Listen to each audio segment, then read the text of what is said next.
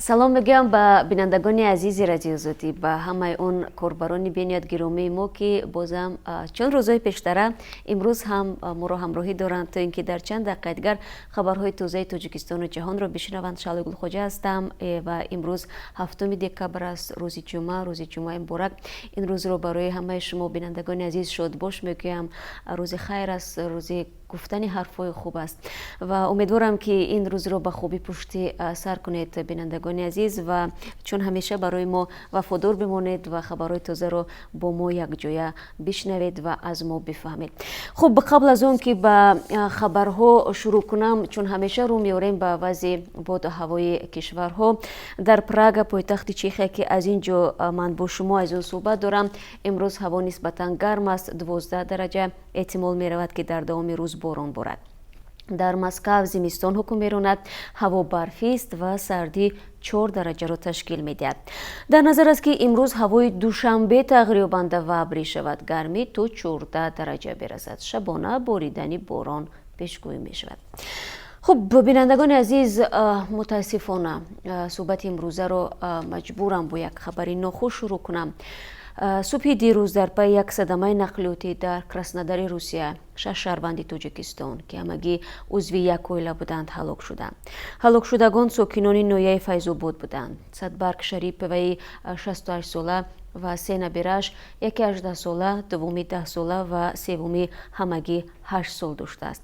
یک نبیره دیگری صدبرگ شریپوی که 11 سال دارد جراحت‌های وزنین برداشته است و به بیمارستان انتقال یافته است. عضو این عائله سوار ماشینی وز 2114 بودند، به مهمانی می رفتند و پلیس کراسنودار میگوید بنا به معلومات مقدماتی راننده وز از عهده اداره نقلیات برآمده نتوانست و به سمت مقابل راه برآمده به ماشین یاری تعجیلی برخورده است. در پی 6 نفر هلاک شده و 4 کس جراحت میبردارند. البته ما به اهل خانواده هلاک شدگان همدردی عمیق خود را بیان میکنیم. خیلی دردناک است واقعا و همکاران ما کوشش میکنند این موضوع را پیگیری نمایند و در وقت انتقال جسدها به وطن حتما برای شما گزارش پیشنهاد خواهیم کرد و برنامه‌های رادیو آزادی را دوستان عزیز پیگیری کنید. میگذرم به خبرهای دیگر. یادگار فیضов اجرا کننده وظیفه رئیس ولایت مختار کوهستانی بدخشان گفت تلاش دارد هرچه زود مشکل اجتماعی مردم از جمله بیکاری و دسترسی به منزل زیست را حل کند. یادگار فیضов روز 1 اکتبر امسال در پی انتقادها از وضع ترتیبات در ولایت مختار کوهستانی بدخشان به این مقام تعیین گردید. فیضов در یک صحبت با رادیو آزادی گفت در 2 ماه رهبریش در مقام رئیس ولایت مختار کوهستانی بدخشان مسئله امنیت تامین شد و مردم دیگر در حالت ترس و هراس نیستند که فردا چی می شود. اما فیضов گفت این هنوز آغاز کار است و منبع توجه زیاد به کارهای آبادانی، مسئله های اقتصادی و تامین مردم با جای کار هم در داخل ولایت و هم در بیرون از آن روانه می شود. اجرا کننده رئیس ولایت افزود یکی از چالش های دیگر در برابر بیکاری دسترسی به منزل زیست است. اما فیضов میگوید که اخیراً پرزیدنت علی رحمان به 19 خانواده کم بزاعت به پول خانه تقدیم کرد.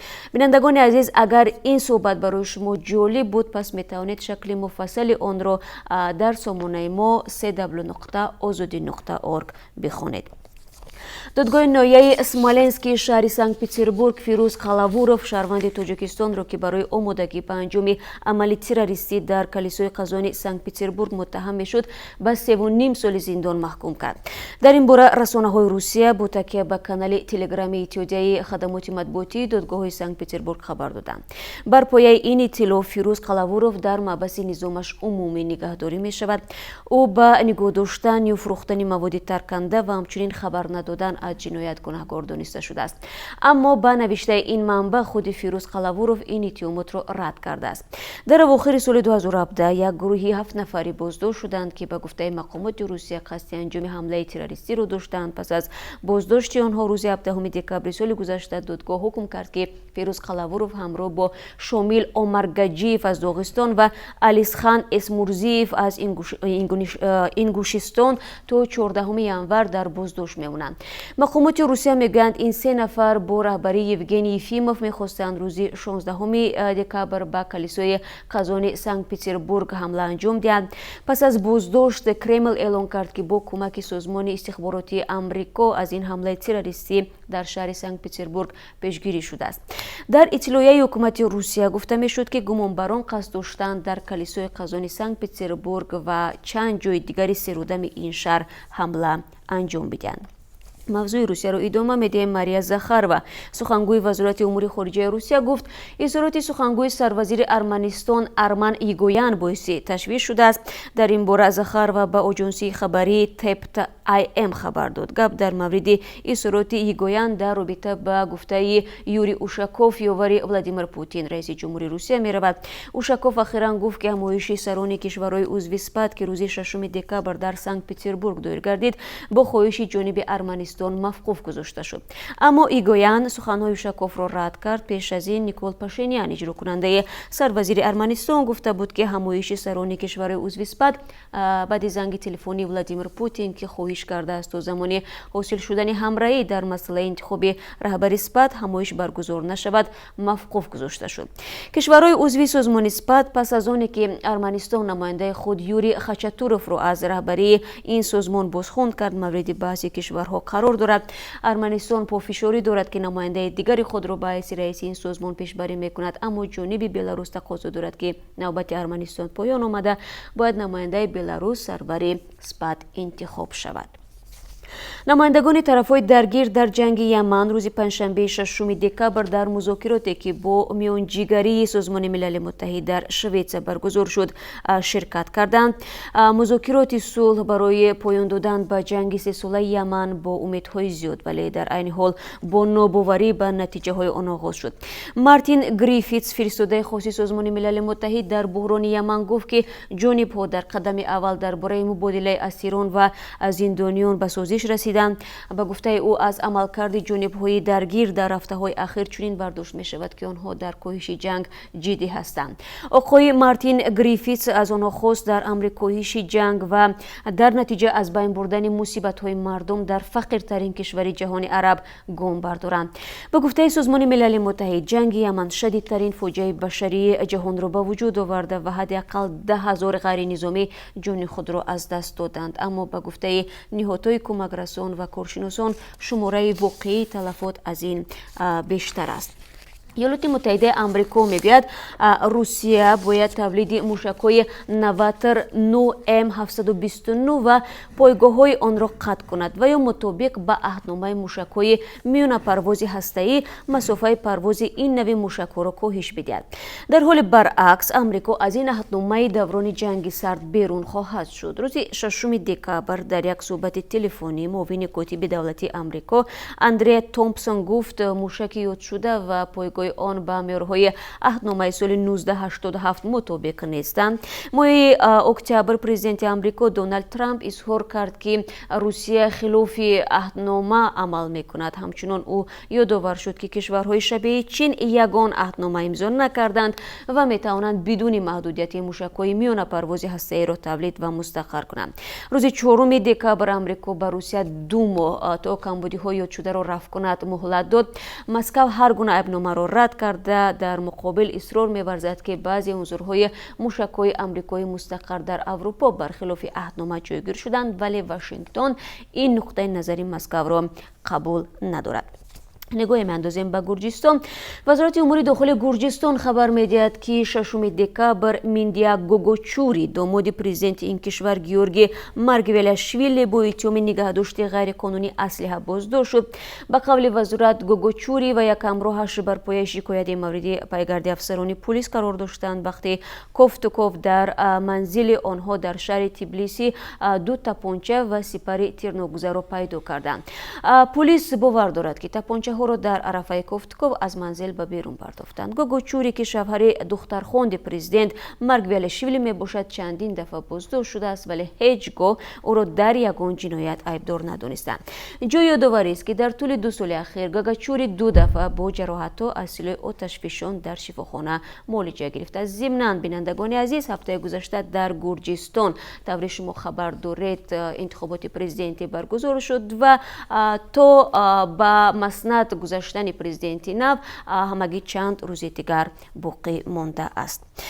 Комиссияи шикоятҳои интихоботии Афғонистон пас аз баррасиҳои зиёд ва дақиқ орои интихобот дар ҳавзаи Кобулро батил эълон кард. Масъулони комиссияи шикоятҳои интихоботии Афғонистон рӯзи 6 декабр зимни нишасти хабарӣ гуфтанд райдиҳӣ бояд дигар бора баргузор шавад. Алиризо Рӯҳонӣ, сухангӯи комиссияи шикоятҳои интихоботии Афғонистон гуфт ки бинобар 24 далели ҳуқуқӣ ин тасмим гирифта шуд. ӯ афзудааст ки дар ин ҳавза тақаллуби густурда сурат гирифтааст. То ба ҳол масъулони комиссияи мустақили интихоботи Афғонистон дар ин маврид изҳори назар накарданд. Дар парлумони Афғонистон барои вилояти Кобул 33 курсӣ, 9 барои занон ва 24 боқимонда барои мардон дар назар гирифта шудааст.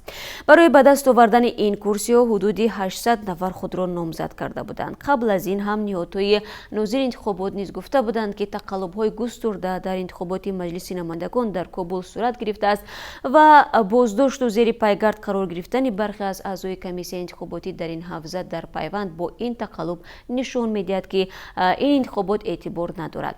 Интихоботи парлумонӣ дар Афғонистон рӯзи 20 октябр баргузор шуд ва ҳузури аз ҳама зиёди мардум дар Кобул сабт шуда буд. Қарор буд натиҷаҳои ниҳоии интихоботи парлумонии Афғонистон дар моҳи декабр эълон шавад. Сиёсатшиносе аз минтақаи Ростов-на-Дону бо 70 сокини Доғистон, Ингушистон ва Чеченистон дар мавзӯи мамнӯи кушторҳои номусӣ суҳбат кардааст. муаллифони гузориш муътақиданд ки масъалаи кушторҳои номусӣ фаротар аз намунаҳоест ки дар гузориш оварда шудаанд. ҷомеа ва мақомоти ҳукуматӣ дар баробари ин мушкилот хомӯшӣ ихтиёр мекунанд. таҳқиқи номзади улуми сиёсӣ Саида Сироҷиддин ва 33 мавриди кушторҳои номусиро ошкор кард. дар натиҷаи ин ҷиноятҳо 39 нафар ки 36 каси онҳо занҳо буданд кушта шуданд. Дар як маврид сокини Ингушистон 3 зан, хоҳарзодааш ва 2 духтари ӯро ба қатл расондааст. Дар ҳодисаи дигар сокини Ингушистон духтарони 17 ва 19 солаи худро куштааст. аз 33 мавриди куштори номусӣ 22 ҳодиса дар Доғистон, 2 маврид дар Ингушистон ва 9 ҳодиса дар Чеченистон рух додааст.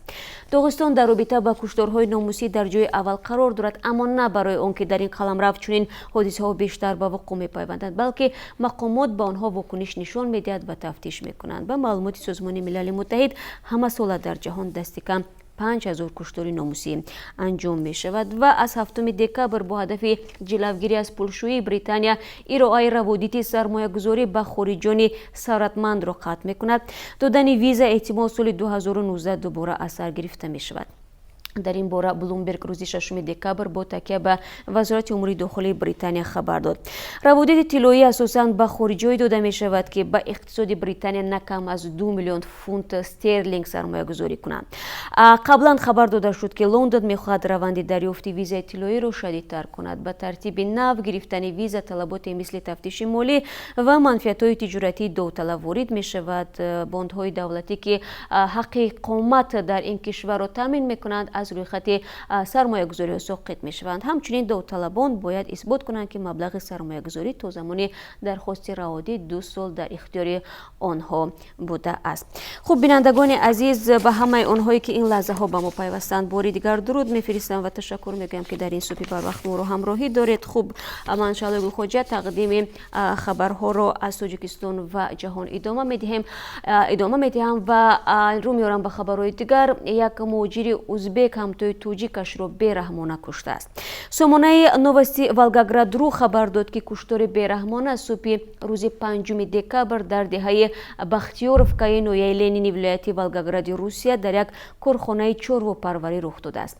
баъди муноқиша шаҳрванди 36 солаи Ӯзбекистон бо корд ба марди 51 солаи тоҷикистонӣ ҳамла кардааст. гумонбар баъди содир кардани ҷиноят талош кардааст ки изи ҷиноятро пок кунад.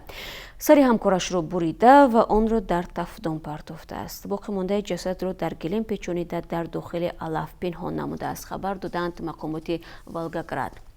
بعد صادر کردن این جنایت زاده ازبکستان حادثه را به یک همکار دیگرش نقل کرد و او در نوبت خود کارفرما را از این حادثه آگاه نمود. گمانبر اخیراً بازداشت شد و زیروانی وی سالم ارزیابی نمی شود، گفت یوگنی ویستروپوف مسئول کمیته تفتیشاتی ولایت ولگاگراد روسیه. و خبرگزاری سپوتنیک می نویسد شبنم سوریا آوازخوان معروف توجیک در همایشی بین المللی در موضوع مهاجرت وسیل اظهار داشت که می خواهد کمکش را در این بخش بیشتر رساند. طبق اطلاع دفتر سازمان جهانی مهاجرت در تاجیکستان، شبنم سوریا به حیث سفیر حسن نیت در نشست چهارم منطقوی سطح بلند مفهوم به مهاجرت وسیل اشتراک کرد.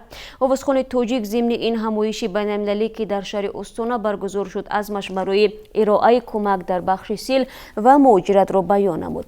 او گفت موضوع سیل برایم بیگانه نیست. در زندگی من با افرادی گرفتاری سیل خوردم. این موضوع مرا همیشه نگران میکرد و وقتی که به من پیشنهاد کردند تا سفیر حسن نیت گردم با جون و دل راضی شدم. میخواهم در این باره بیشتر دانم و به آدمان یاری رسانم، اظهار داشت شبنم سوریا. همایش مذکور 5 تا 6 دکبر با اشتراک نمایندگان سازمان‌های بین‌المللی، حکومت‌های کشورهای آسیای مرکزی و سازمان‌های جمعیتی برگزار گردیده آشکار و تبابت بیماری سیل در مهاجران و نظارت فرامرزی را مورد بررسی قرار داده است. تاجیکستان را برابر مسئولین دیگر شبنم سوریا به حیث سفیر حسنیت معرفی کرد. فعالیت به حیث سفیر حسنیت میان افراد معتبر و شناخته در جهان گسترده شده است، چون اعتبار و امکانیت‌های افراد شناخته بیشتر است و می‌توانند توجه زیادتر را به مسائل مبرم جامعه جلب کنند. سازمان‌های گوناگون از چنین افراد دعوت می‌کنند که به حیث سفیر حسنیت فعالیت برند. و یک دانه گل صدبرگ برای پیشگیری از خشونت خانوادگی. دو ژورنالیست شناخته توجیک سوریای شجاعت و جمعه میرزا به ده‌ها مردان راهگذر در شهر دوشنبه یک تای گل صدبرگ تحفه کردند تا که آنها به نوبت خود به زنان و مادرانشان تحفه برند. به گفته ژورنالیستان گل بهترین سلاح برای جلوگیری از خشونت خانوادگی است. سوریای شجاعت میگوید این اقدام را با امید راه اندازی کرد که بتواند ذهن حداقل 101 مرد توجیک را دیگر کند و آنها را برای سهمگذاری در مبارزه با خشونت زنان وادار نماید. او روز 6 دکبر در صحبت با رادیو آزادی گفت این سهم اولوی او در معرکه 16 روز مبارزه با خشونت زنان در تاجیکستان است. هنگام تقدیم هر دانه صدبرگ نوی هلندی، سوریای شجاعت و همسرش به مردم گفتند اظهار محبت را به همسر خود فراموش نکنند. ولی در دوام تقریبا 1 ساعتی که خبرنگاران به راهگذرها در تماس بودند، شاهد آن شدند که متاسفانه نه همه مردان آماده بودند گل به پول ولی پر از پیغام را با خود به خانه ببرند. سوریای شجاعت میگوید از این تجربه درک کرد که تقدیم گل به بانوان خانواده هنوز هم به یک فرهنگ تبدیل نشده است. خب و بینندگان عزیز، در این قسمت صحبت رو می‌آوریم به قرب اسعار خارجی. برای امروز $1 آمریکایی 9 سومانی و 42 درم، 1 یورو واحد پول اروپا 10 سومانی و 69 درم و 1000 روبل روسی 140 سومانی و 70 درم نرخ دارد. با سپاس از یک شما برای همراهی و فراموش نکنید بعد از 3 ساعت دیگر باز با شما ملاقات داریم در تقدیم سرخط خبرهای روز.